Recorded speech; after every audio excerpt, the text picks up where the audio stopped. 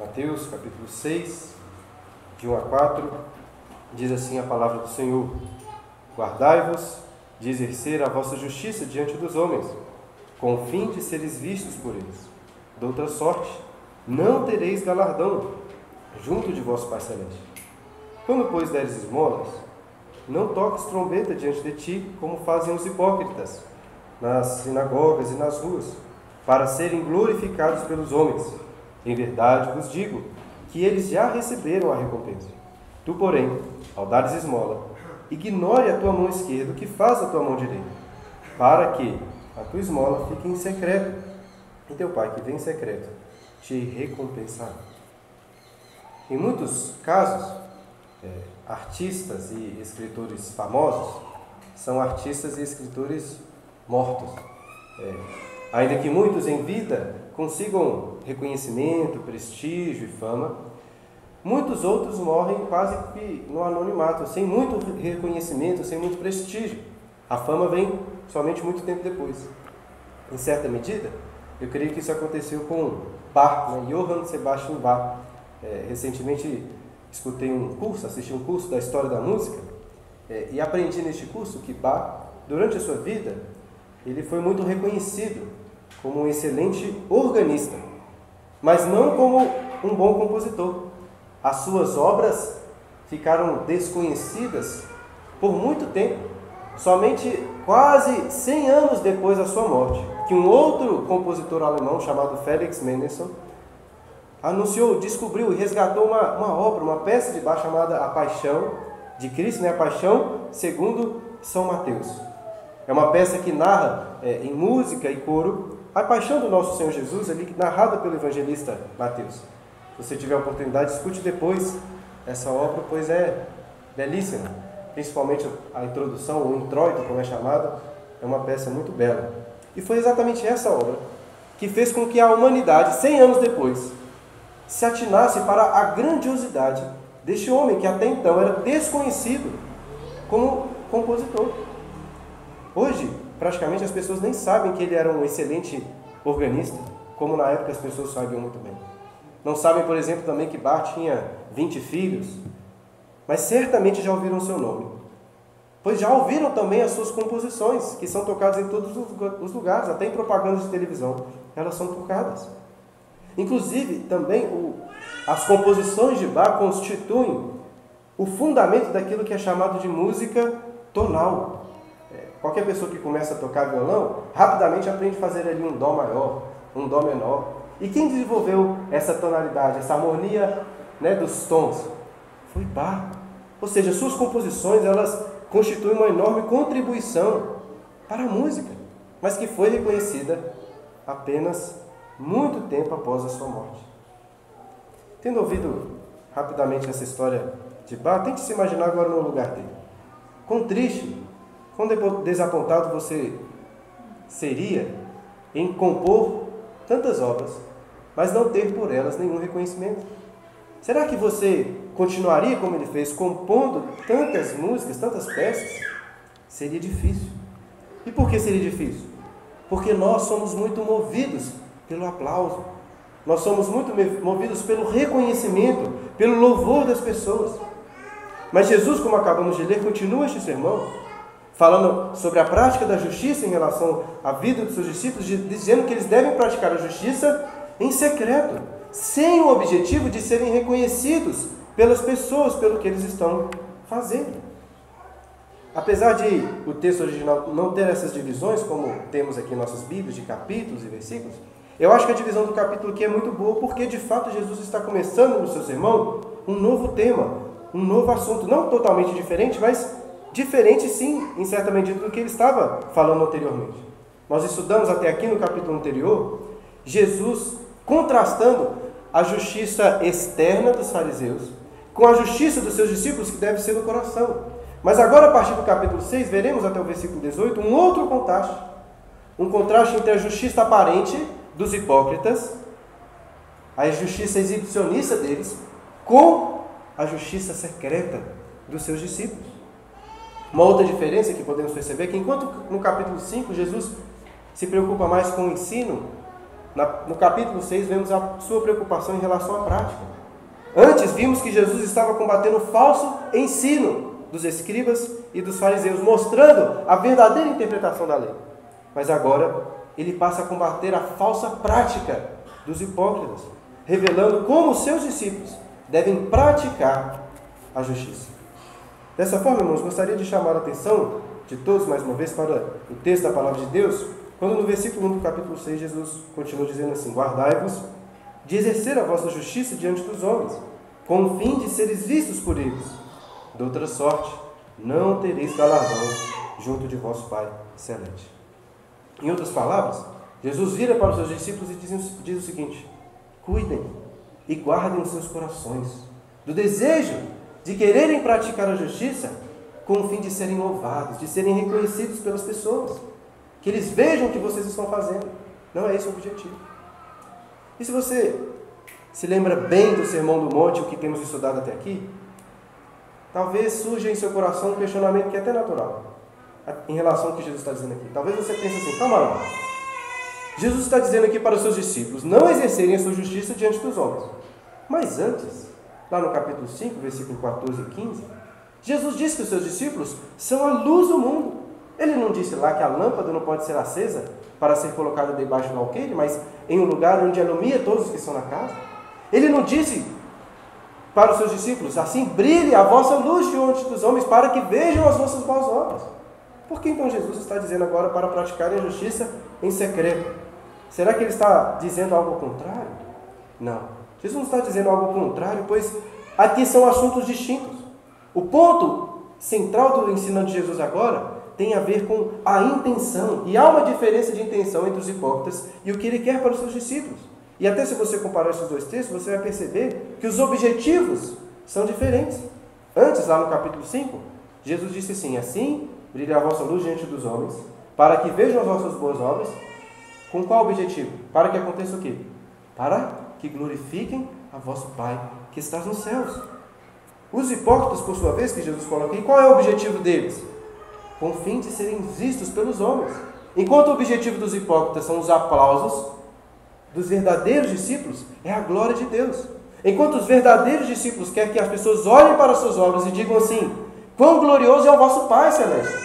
Os hipócritas querem que as pessoas olhem para eles, para as suas obras, e batam palmas para eles e digam quão piedosos são esses homens, quão bons eles são.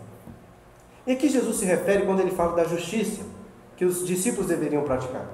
Devemos nos lembrar do último versículo do capítulo 5, quando Jesus diz: portanto, sede perfeitos, como vosso Pai, como perfeito é o vosso Pai Celeste. E eu creio que Jesus está aqui se referindo a toda e qualquer prática de justiça que é característica do Filho de Deus, nessa semelhança, nessa perfeição semelhante ao seu próprio Pai, daquele que é um cidadão do reino dos céus. No entanto, apesar de Jesus, acho que resumir aqui toda a prática de justiça, na sequência ele dará alguns exemplos, mas apenas de 3 práticas: da esmola, da oração e do jejum. E tem um livro, segundo livro da teologia judaica, chamado Uma Antologia Rabínica, de um escritor judeu chamado Montefiore. Ele diz que estes são os 3 principais atos de piedade também na perspectiva judaica, no Antigo Testamento: esmola, a oração e o jejum. Então Jesus se utiliza desses 3 exemplos para ensinar como deve ser a prática da justiça dos seus discípulos. E como ele diz aqui, eles não devem fazer essa justiça buscando reconhecimento humano, com o objetivo de serem vistos pelos homens, como Jesus diz aí, de outra sorte, não tereis galardão junto de vosso Pai Celeste. Ou seja, se vocês praticarem a justiça com o objetivo de serem vistos pelos homens, Deus não vai considerar a prática de vocês, Deus não irá recompensá-los. Podemos então concluir, irmãos, que é possível fazer o bem, praticar a justiça, ajudar o próximo, orar, jejuar, pregar um excelente sermão, levar muitas pessoas a Cristo e ainda assim não receber nenhuma recompensa de Deus. Pois se fazemos com o fim de sermos vistos pelos homens, Deus não irá nos recompensar. E como já expliquei várias vezes para os irmãos, o céu não será uma espécie de comunismo espiritual, em que todos receberão as mesmas recompensas, independente da sua fidelidade, independente da sua fidelidade. A Bíblia nos ensina claramente que Deus irá recompensar cada um de acordo com as suas obras. Lá em 1 Coríntios, no capítulo 3, o apóstolo Paulo diz que no dia final, as obras de todos nós serão provadas pelo fogo. As obras que forem de madeira, feno e palha serão queimadas e sofreremos por essas obras prejuízo, dano. Já as obras de ouro, prata e pedras preciosas permanecerão e servirão para nós como recompensa, como galardão. Receberemos sim prosperidade no céu se fizermos o bem. A teologia da prosperidade, ela não está errada em dizer que se fazemos o bem, se praticarmos a justiça, receberemos de Deus recompensas, seremos prósperos. Eles estão errados quando associam essa prosperidade com a terra, achando que as recompensas são terrenas. Mas a Bíblia também nos ensina claramente que nós não somos cidadãos da terra, somos cidadãos dos céus. A nossa recompensa, o nosso galardão, o nosso tesouro está nos céus. Nessa terra somos apenas peregrinos. Mas ainda assim, algumas pessoas insistem em dizer que elas servem a Deus, elas seguem a Deus apenas para a sua glória. Fazem a justiça sem esperar nenhuma recompensa, como se devesse ser assim. Mas essas pessoas estão erradas. E creio que se acham até mais piedosas do que o próprio Senhor Jesus. Pois Jesus fez o que fez. Morreu na cruz, esperando a recompensa. É exatamente isso que diz o autor aos Hebreus, no capítulo 12, versículo 2. Quando fala de Jesus, o qual, em troca da alegria que lhe estava proposta, suportou a cruz. Ele tinha, sim, em vista a recompensa. Mas, infelizmente, tem se tornado comum esse entendimento de que cristãos devem fazer o que fazem de uma forma completamente altruísta, como se não pudessem pensar em suas próprias recompensas, por causa das suas obras. E eu não sei de onde tiraram isso. Mas é muito comum nós combatermos um erro e cairmos em outro. Por exemplo, podemos e devemos rejeitar o ensino romano, que foi firmado ali no Concílio de Trento, que a salvação não é pela fé somente, que a salvação não é somente pela graça, como o Concílio de Trento rejeitou essa doutrina bíblica. Devemos rejeitar a doutrina romana, pois a salvação é somente pela fé, não por obras. Mas, por outro lado, não podemos cair no erro de desprezar o valor real das obras e o valor real das recompensas que teremos pelas obras. Nós não praticamos boas obras para sermos salvos. Praticamos boas obras porque fomos salvos. Mas, além disso, a Bíblia nos ensina claramente, repetidamente, que devemos praticar boas obras tendo em vista as recompensas. Ela nos encoraja nesse sentido. Essa é uma santa ambição, como dizia pastor Martin Lloyd Jones. Devemos sim buscar a recompensa. E, em resumo, irmãos, eu creio que é isso que o primeiro versículo nos ensina. E até apresenta aqui de uma perspectiva geral do que Jesus vai ensinar até o versículo 18. Pois até o versículo 18 ele vai apresentar 3 exemplos da prática da justiça e como seus discípulos devem fazer. E nós veremos nesses 3 exemplos o mesmo padrão. Primeiro, Jesus vai ensinar o que não deve ser feito, que os seus discípulos não devem fazer como os hipócritas, com o objetivo de serem vistos. Eles já receberam a sua recompensa. Mas depois Jesus vai sempre mostrar a correta forma de praticarmos a justiça em secreto. E nosso Deus que vem em secreto irá nos recompensar. Hoje vamos estudar o primeiro exemplo que Jesus dá, explicando melhor esse primeiro versículo, e ele começa assim no versículo 2, falando sobre as esmolas. Como não devemos dar esmolas, ele diz: quando, pois, deres esmolas, ou esmola, não toques trombeta diante de ti, como fazem os hipócritas, nas sinagogas e nas ruas, para serem glorificados pelos homens. Em verdade vos digo que eles já receberam a recompensa. Daqui a pouco nós vamos ver um pouco melhor o que são exatamente essas esmolas. Iremos entender aquilo que chamamos de caridade cristã. Mas antes de termos uma definição com maior precisão, esse versículo que nós vamos analisar já vai deixar para nós muito claro o que nós não devemos fazer quando dermos esmola. E Jesus diz aqui que não podemos fazer como os hipócritas. No entanto, irmãos, existem diferentes tipos de hipocrisia. Sobre o que Jesus está falando aqui? Por exemplo, existe uma hipocrisia que é uma hipocrisia maliciosa, como Jesus fala lá no capítulo 7, versículo 15, nós vamos estudar, se Deus assim abençoar, falando dos falsos profetas, que são lobos vestidos de cordeiro. Essa é uma hipocrisia. Mas eu acho que Jesus não está falando desse tipo de hipocrisia aqui. O problema nesse contexto é outro. São de pessoas que buscam o louvor e o reconhecimento pelas suas obras. Eu acho que o significado de hipocrisia aqui é um significado mais sutil. Provavelmente, vocês já devem ter ouvido falar, que a palavra hipócrita, ela vem da língua grega, e ela é utilizada para se referir aos autores dos teatros gregos. Eu acho que é importante ressaltar isso, pois, apesar de eu não poder dizer isso com certeza, eu acho que é muito provável que os ouvintes de Jesus tivessem alguma familiaridade com os teatros gregos. Eram comuns naqueles tempos. Pois, depois da conquista de Alexandre, o grande conquistador da Macedônia, ele levou a influência da cultura, dos costumes gregos para toda aquela região. O problema é que, infelizmente, hoje nós não estamos tão acostumados, não temos costumes de ler ou de presenciar teatros, como foram escritos pelos gregos muito tempo atrás. Se você nunca leu e tiver interesse, até recomendo que você leia as obras de Sófocles. São peças teatrais antigas, mas fáceis de ler, pequenas, simples, não tão difíceis de entender. E recentemente eu li 3 peças que formam a trilogia de Édipo, uma trilogia e umas histórias bem conhecidas. Por que estou falando dessas peças? Porque um aspecto muito importante dessas peças, e que você percebe assim claramente, é a presença dos coros. E qual era a função dos coros? Eles estavam sempre cantando e comentando em suas canções o que estava acontecendo na peça, elogiando ou então acusando a atitude dos personagens, dos heróis. E os personagens nessas peças, interpretados pelos atores, pelos hipócritas, eram fortemente influenciados pela voz do coro, pois eles queriam que o coro louvasse suas atitudes, elogiasse o que eles estavam fazendo.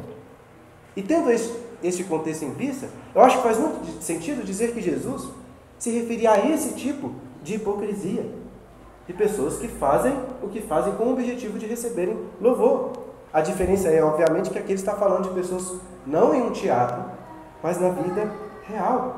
E o exemplo que ele dá aqui, neste primeiro exemplo, é que essas pessoas davam esmolas com esse objetivo, de serem reconhecidos, de serem aplaudidos pelos homens. O pastor Sinclair Ferguson diz que estes homens, mais do que ajudar os pobres, eles estavam os usando como muletas. Eram pessoas que faziam caridade, mas não por um amor pelo pobre. Eles ajudavam, davam esmolas por amor ao seu próprio nome, para que fossem reconhecidos. Infelizmente, isso é algo que ainda é muito comum em nossos dias. Mas como eles chamavam a atenção? Jesus mostra aí. Eles tocavam trombetas. Ele diz, não toque as trombetas como eles fazem nas sinagogas e nas ruas. Alguns chegam a sugerir que essa seria uma figura de linguagem que Jesus utiliza, como se fosse um exagero, até porque dificilmente seria permitido nas sinagogas tocar trombetas, como parece que acontecia aqui. Até reconheço que parece um exagero, pois é uma cena até cômica. Imagine só, o senhor fariseu contratando ali um músico, um trompetista, para ir atrás dele trocando trombetas enquanto ele vai dando esmolas para as pessoas. Seria algo estranho. Imagine isso acontecendo aqui na igreja. Trocasse os trombetas toda vez que alguém viesse aqui com suas ofertas. Quanto maior a oferta, mais forte a gente tocasse. Vem um irmãozinho que dá um pouquinho, a gente bate um aplauso. Aí vem aquela pessoa com uma oferta bem gorda, toca as trombetas, toca a orquestra inteira. Seria algo assim, muito estranho, não é mesmo? Seria algo bizarro. O problema é que, apesar de ser tão estranho, infelizmente a gente vê situações até piores do que essas em muitos contextos. Mas ainda assim, eu acho que existem até mecanismos hoje, plataformas melhores e mais eficazes de fazer essa autopromoção. Na época de Jesus, ele falava das trombetas. Eu acho que as trombetas hoje seriam chamadas aí de Instagram, Facebook e essas mídias sociais. É claro que eu não acho que é errado você participar dessas mídias, mas assim, é inegável a presença desse tipo de hipocrisia nesses meios de comunicação. As pessoas claramente postam fotos, comentários com esse objetivo, de serem vistas pelos homens e de receberem likes, receberem ali elogios, reconhecimento. Eu até já tenho um tempo que decidi sair praticamente todas essas mídias. Apesar de que o Instagram, que me parece ser o maior de todos, eu nunca participei. Até, na verdade, eu utilizo hoje uma mídia uma plataforma da Amazon que chama Goodreads, que é para mim, pelo menos, ela é muito útil porque ela me ajuda a organizar as leituras, né? Ela tem uma plataforma muito boa e é usada também para as pessoas compartilharem ali as avaliações dos livros que estão lendo, etc. Ainda que pouquíssimas pessoas usem essa plataforma, até acredito que ela possa também ser usada com esse objetivo, e simplesmente mostrar o que você está fazendo. E além disso, por exemplo, eu como pastor, possuo outros meios, outras plataformas, para divulgar o que eu faço. Né? Posso, por exemplo, utilizar desse púlpito, dessa igreja, para ficar falando aqui da minha justiça, daquilo que tenho feito, para que os irmãos possam olhar, aplaudir e reconhecer o que tenho feito. Estou falando essas coisas porque não adianta simplesmente sair das mídias sociais, de outras plataformas. O que devemos fazer é tratar o nosso coração, as nossas intenções, para não fazermos como os hipócritas. No versículo seguinte, Jesus vai dar uma excelente instrução prática de como fazermos isso. Mas antes, vamos destacar o que ele diz aí no final do versículo 2, quando vira e fala que o que vai acontecer com essas pessoas, com esses hipócritas. Ele diz: em verdade vos digo que eles já receberam a recompensa.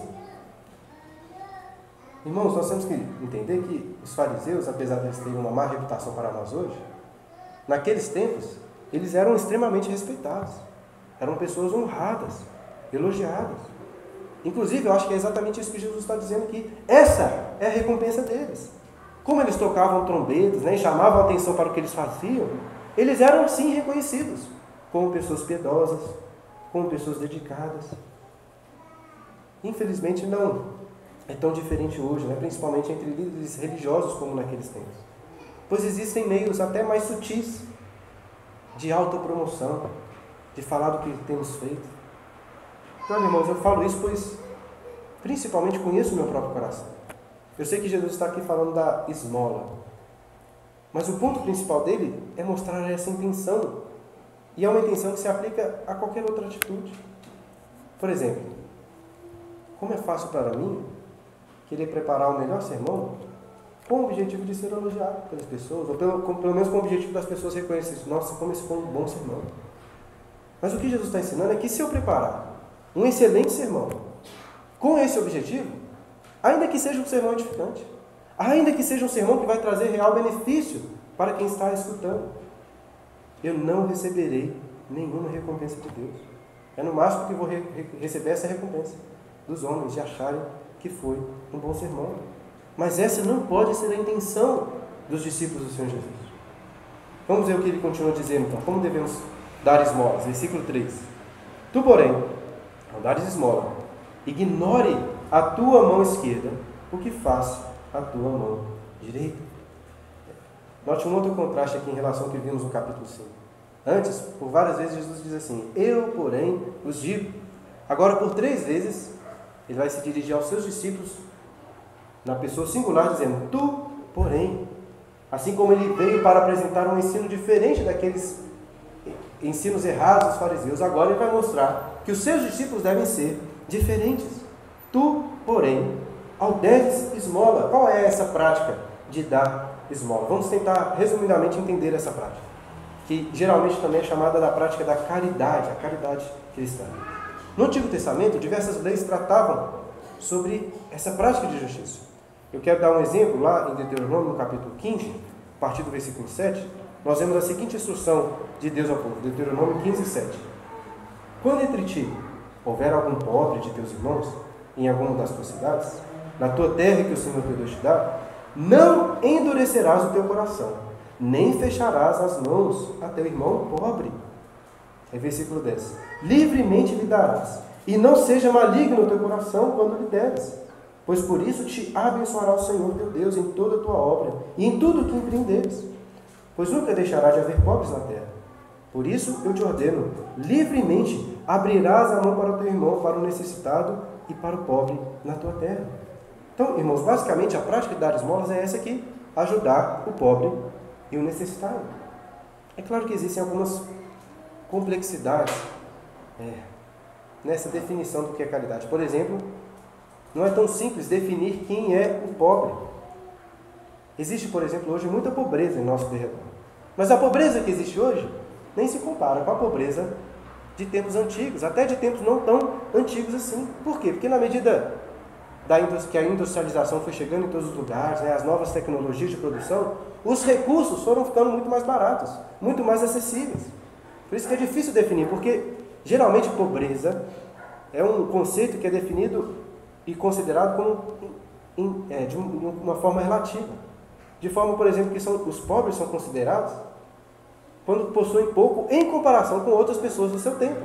Mas às vezes pessoas que hoje consideramos pobres, se considerarmos os recursos que elas têm com pessoas de 200 anos atrás, poderíamos reconhecê-las ou tê-las como pessoas ricas. Um exemplo prático, hoje, dentro da cidade, até quem não quer trabalhar, a pessoa não quer trabalhar, eu creio que ela vai encontrar comida com uma certa tranquilidade, sem muita dificuldade, mesmo que não queira trabalhar. Antes, algumas centenas de anos atrás, talvez nem isso, até pessoas que trabalhavam muito, corriam risco de passar fome, porque eram recursos mais escassos, a comida era mais escassa. Então é difícil de definirmos exatamente, mas, como eu tenho o objetivo aqui de ajudar os irmãos nesse sentido, eu quero trazer 3 princípios práticos sobre a caridade, né? O dar esmolas. E pouco tempo atrás nós fizemos um estudo aqui, até com mais detalhes, sobre essa prática da caridade, quando começamos a falar sobre os diáconos e sobre a diaconia. Eu quero rapidamente resgatar 3 princípios que trouxemos nesses dias e que estão baseados na palavra de Deus. Em primeiro lugar, devemos reconhecer que a prática da caridade não é uma prática possível apenas, é uma prática necessária. Olha o que Jesus diz aí. Ele não diz assim, se deres esmola. Ele diz, quando, pois, deres esmola, no versículo 2. Depois no versículo 3, tu, porém, quando deres esmolas, ou seja, ele está assumindo que os seus discípulos vão dar esmolas. Essa é uma prática necessária. Em segundo lugar, também devemos tentar identificar quem são as pessoas que devemos ajudar, que devemos dar esmolas. Existem, por exemplo, algumas pessoas que podemos chamá-las de miseráveis. São pessoas que talvez estejam passando por necessidades básicas e que precisam de uma atenção urgente da nossa parte. Mas existem também algumas pessoas que talvez chamaríamos de pobres. São pessoas que têm o que comer, talvez tenham o que vestir, mas não muito mais do que isso. E carecem também de uma atenção, de uma ajuda da nossa parte.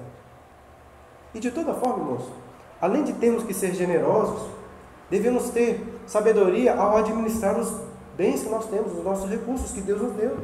Pois não podemos ser tolos e entregar esses bens, que na verdade são de Deus e Ele nos dá em nossas mãos, para aqueles que não devem receber esses bens. Por exemplo, para pessoas que podem trabalhar e não querem trabalhar. Eles não devem ser ajudados, como Paulo disse aos Tessalonicenses, aquele que não trabalha, que não coma. Agora, eu sei que nem sempre vai ser fácil identificar quem são as pessoas que realmente precisam de ajuda. Não é algo tão simples assim, definir uma pessoa que você acabou de conhecer se ela realmente precisa da sua caridade.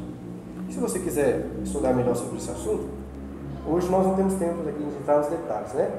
Você pode talvez ouvir essa primeira aula que nós tratamos com um pouco mais de detalhes. Eu recomendo também um livro do pastor Iago Martins, chamado A Máfia dos Mendigos. Eu recomendo esse livro porque é um bom livro para você entender a realidade atual dos pedintes, dos moradores de rua, que geralmente associamos às esmolas. Ele vai te dar um bom entendimento sobre o que está acontecendo, principalmente em grandes cidades. Além também de fornecer boas dicas práticas, sobre o que podemos fazer para realmente ajudar e aquilo que nós talvez fazemos e estamos, na verdade, atrapalhando, né? E não deveríamos fazer. Mas um terceiro princípio prático, devemos avaliar também, não só quem devemos ajudar, mas quem é o responsável pela caridade, quem deve ajudar. Mais uma vez, notem o que Jesus disse. Tu, porém, ele fala para o indivíduo, no singular, ou seja, essa é uma responsabilidade individual. Jesus não fala aqui para o Estado ajudar essa pessoa. Jesus não fala nem mesmo para a igreja ajudar e dar esmolas. Ele fala, você deve fazer isso. Eu não vou abordar aqui agora qual é o papel da igreja, o papel da diaconia em relação à caridade, ainda que esse seja um assunto muito importante. Nem vou discutir aqui se o Estado deve ou não entrar, né, nesse âmbito da assistência social, do cuidado, porque já tratamos sobre este tema em outros momentos. Mas eu quero chamar a atenção que principalmente essa é uma responsabilidade individual. Jesus não nos ensina a ficar terceirizando a caridade, mas Ele ensina aos seus discípulos que eles devem diretamente se envolver com a esmola, com a caridade. Portanto, meu irmão, o amor, né, e o cuidado para com os necessitados é uma obrigação sua, em primeiro lugar. Mas se você vir pessoas que estão passando por dificuldades e você possui condições de ajudá-la, ajude você mesmo. Não precisa de sempre levar para a igreja, levar para os diáconos. É claro que em algumas situações, geralmente situações mais sistemáticas, os diáconos podem, devem ajudar, devem participar. Mas às vezes ajudas pontuais, dentro da sua própria capacidade. Eu creio que Deus não quer que você vá à igreja pedir para que a igreja ajude aquela pessoa. Ele quer que você o ajude, você mesmo. E quando você ajudar, lembre-se da orientação do Senhor Jesus, como ele diz aí no versículo que lemos. Ignore a tua mão esquerda o que faz a tua direita. A tua mão direita. As nossas mãos costumam fazer todas as coisas em conjunto. Não é mesmo? Elas carregam, elas levantam juntas, elas trabalham juntas, elas tocam um instrumento juntas, elas digitam, né, lá no seu computador juntas. Agora tente imaginar essa situação, da sua mão direita lá, você está no computador, sua mão da direita está digitando uma coisa, e a sua mão esquerda, completamente ignorante do que sua mão direita está digitando outra coisa. Uma situação até difícil de imaginar, mas seria uma confusão, seria algo muito estranho. E ainda que essa possa ser até uma figura exagerada da parte do Senhor Jesus, o ponto que ele está trazendo é muito claro. Que nós devemos, de fato, tentar ignorar completamente as nossas esmolas, as nossas obras de caridade. Não devemos apenas deixar de falar com os outros. Não devemos apenas deixar de ser como os hipócritas. Devemos ir além. Jesus está dizendo que seus discípulos devem ir além. E além de não anunciar para o próximo, não anunciar nem para vocês mesmos. Inclusive, depois tente bater palma com uma só das suas mãos. Você não vai conseguir. Não tem como. Você não vai bater, nem as outras pessoas vão bater palmas para você, pois está em secreto, nem você mesmo vai ficar reconhecendo, levando em muita consideração aquilo que você fez. O mal que você comete, este não pode ser ignorado. Não podemos ignorar. Você deve confessá-lo diante de Deus. Você deve confessá-lo para a pessoa contra quem você ficou. Nesse sentido, aquilo que fazemos de mal deve ser anunciado. Mas já o bem que você faz, não. Você deve fazê-lo e se esquecer logo daquilo. E aqui, irmãos, não estou defendendo uma falsa humildade, como às vezes se torna comum. É natural e é bom que você reconheça que o que você fez é bom. O ponto é tentar ignorar que você que é o responsável por aquilo, trazer louvor para a sua própria pessoa. A ponto de você sim ficar feliz com o que foi feito, ficar feliz que a pessoa foi ajudada. Mas independente se foi você ou outra pessoa que realizou aquela ajuda. Inclusive essa semana, na terça-feira, no clube do livro da nossa igreja, estamos lendo lá Cartas de um Diabo ao Seu Aprendiz, de C.S. Lewis. E uma das cartas que nós discutimos, né, neste encontro, o Diabão escreve para o seu sobrinho e faz um excelente comentário sobre a estratégia do inimigo. No caso, o inimigo é o inimigo do diabo, né, que é o Senhor. E ele diz o seguinte, olha, a estratégia do inimigo, ou seja, a estratégia de Deus, é fazer com que a pessoa esteja em um estado de espírito tal que ela possa projetar a melhor catedral de todas, saber que é a melhor catedral, a mais bela de todas, e se regozijar com o fato, mas sem ficar mais ou menos feliz do que se tivesse sido projetada por outra pessoa. Qual que é a ideia? Não devemos ignorar o bem que é feito, devemos louvar e nos alegrar com o bem. Se a pessoa foi ajudada, devemos ficar felizes. Mas não devemos ficar felizes especialmente porque foi você, fui eu quem ajudei. Isso, obviamente, se aplica a todas as coisas também. Se eu prego aqui um bom sermão, um sermão que é edificante, eu devo sim me alegrar com isso. Mas não especialmente porque fui eu quem preguei. Uma pessoa toca uma boa música, né, uma bela música no piano, ela deve se alegrar sim com os aplausos, em saber que as pessoas se alegraram, estão felizes em ouvir aquela bela música. Mas a sua alegria não deve ser especialmente porque foi ela que está tocando. O amor ao próximo, eu acho que amar ao próximo como a si mesmo inclui isso. Se regozijar com o que o próximo faz, assim como se você se regozija com o bem que você faz, nem mais nem menos. Ou seja, você não se regozija mais porque foi você quem fez. Você se alegra com o bem que é feito, independente se foi você, se foi o próximo. Até porque, irmãos, nós confessamos que Deus é soberano sobre todas as coisas. E tudo que nós fazemos, tudo que nós temos, é somente pela graça de Deus. Como Paulo disse lá aos Coríntios, capítulo 4. Pois quem é que te faz sobressair? E que tens tu que não tenhas recebido? E se o recebestes, por que te vanglorias como se não tivesses? tiveras recebido. Ou seja, não há motivos para levarmos muito em consideração o que nós temos feito, mas pela graça de Deus nos regozijar assim com o bem que é realizado, ainda que tenha sido por nossas mãos. E por fim, no versículo 4, Jesus vai dizer que, ao cumprirmos a justiça, seremos recompensados por Deus. Ele diz: para que a tua esmola fique em secreto, e teu Pai, que vem em secreto, te recompensará. É evidente, irmãos, que a nossa ajuda não tem que sempre ser feita em completo segredo. Não podemos interpretar isso aqui de uma forma completamente literal. Até porque nos versículos seguintes, Jesus vai falar sobre a oração. E vai dizer que a sua oração também tem que ser feita em secreta, no seu quarto, com as portas fechadas. Então, será que Jesus está proibindo alguém de orar aqui na frente da igreja?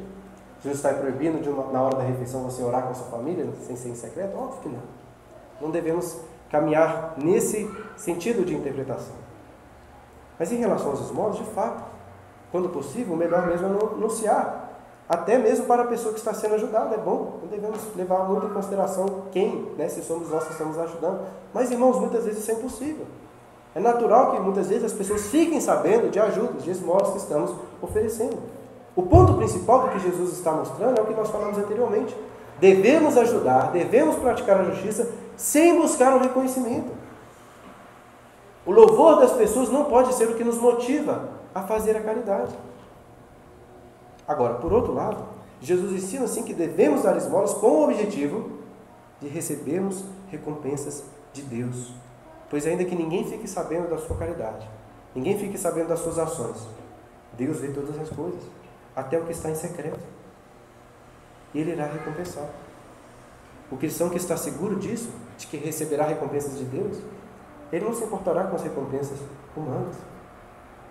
Inclusive, eu até li alguns bons comentaristas desse texto, dizendo que a hipocrisia que Jesus está condenando aqui, a hipocrisia é a hipocrisia de dar esmolas, esperando uma recompensa por isso. Mas eu não acho que o problema é isso. O problema, propriamente, não é você fazer isso esperando alguma recompensa. O problema que Jesus está mostrando é de quem você recebe essa recompensa, de quem você espera.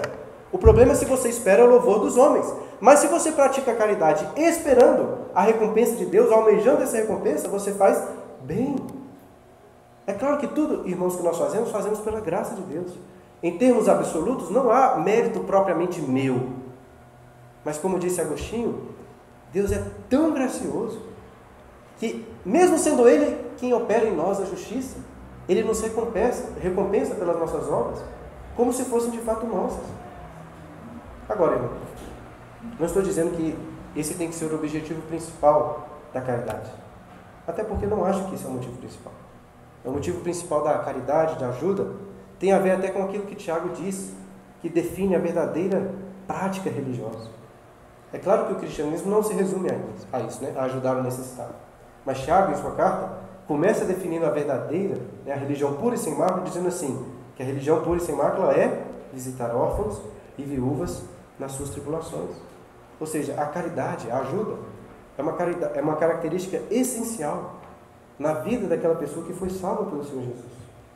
Se você realmente compreende o que Cristo fez, e se você acredita que o que Ele fez se aplica na sua vida, você naturalmente terá um coração mais generoso, mais aberto, para entregar o seu dinheiro, para entregar o seu tempo, para entregar a sua vida.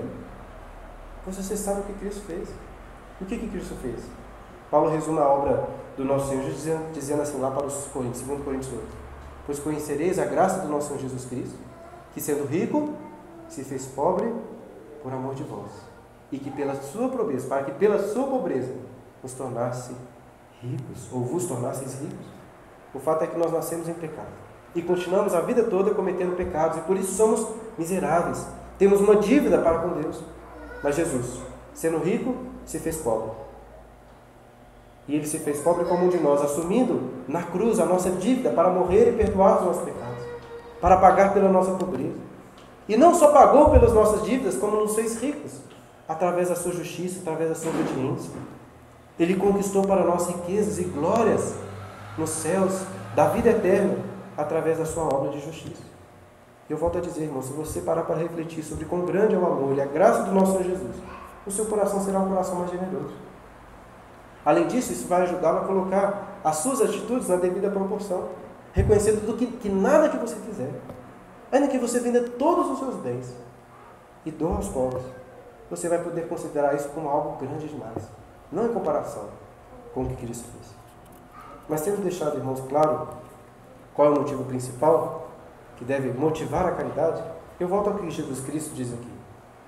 Pois Ele, de fato, nos incentiva a dar esmolas, a praticar a caridade, tendo em vista a recompensa de Deus. Devemos dar a esmola em secreto, sabendo que um dia todas as obras secretas serão reveladas, se tornarão públicas. É isso que disse Salomão lá em Eclesiastes capítulo 12, que nós lemos durante a liturgia. Porque Deus há de trazer juízo todas as obras, até as que estão escondidas, quer sejam boas, quer sejam más. É claro que, por um lado, isso me faz tremer, pois Deus vai trazer juízo até para as obras escondidas que são más. Tudo será revelado. Mas, por outro lado, toda boa obra que você fizer também, em secreto, que ninguém vai reconhecer, ela será revelada no dia final. E não só revelada, como recompensada. Eu gostaria de concluir, como comecei falando de Bach, gostaria de lembrar novamente deste homem de Deus, pois há algum tempo, lá na Universidade de Yale, eu aprendi isso naquele curso também. Foram descobertos vários manuscritos de composições antigas que identificaram como sendo da autoria de Bach. E a gota final para fecharem, né, que de fato aquelas eram composições de Bach, foram iniciais que ele colocava quase sempre nos finais de suas obras. Ele sempre colocava lá S, D, G. Aqui apontava essas iniciais. Só lhe deu glória. A Deus somente a glória. Eu imagino, irmãos, que durante a sua vida, Bach deve ter lutado contra o pecado de orgulho, né, de ser reconhecido e aplaudido pelo que ele fazia de bom. Ele era um excelente organista. Eu imagino, né, que é especialmente difícil para músicos que são muito talentosos combater o pecado do orgulho, que as pessoas nos escutam tocando e ficam maravilhados, batem palmas. No entanto, lembre que as suas composições foram reconhecidas, tornaram-se notórias apenas quase 100 anos após a sua morte.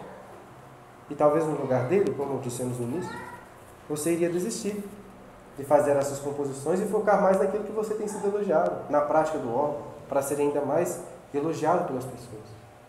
Mas Bach não compôs essas músicas para a sua própria glória, como ele coloca no final de cada uma dessas composições. Ele fez para a glória de Deus.